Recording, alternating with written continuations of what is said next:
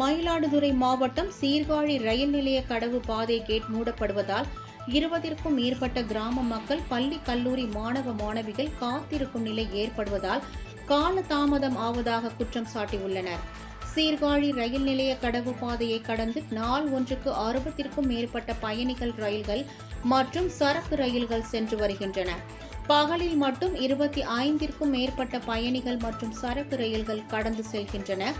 ரயில்கள் கடந்து செல்வதற்காக கடவு பாதை கேட் மூடப்படுவதால் அருகில் உள்ள 20ற்கும் மேற்பட்ட கிராமங்களைச் சேர்ந்த பொதுமக்கள் பள்ளி கல்லூரி மாணவ மாணவிகள் காத்திருக்கும் நிலை ஏற்பட்டுள்ளது. இதனால் குறித்த நேரத்திற்கு செல்ல முடியாமல் அவதிக்குள்ளாகும் மக்கள் மாணவ மாணவிகள் கடவு பாதை பகுதியில் ரயில்வே மேம்பாலம் அமைத்து தர வேண்டும் என பல ஆண்டுகளாக கோரிக்கை விடுத்து வருகின்றனர். இதனை மத்திய மாநில அரசு பரிசீலித்து தாமதமின்றி ரயில்வே மேம்பாலம் அமைத்து தர வேண்டும் என வலியுறுத்தியுள்ளனர்.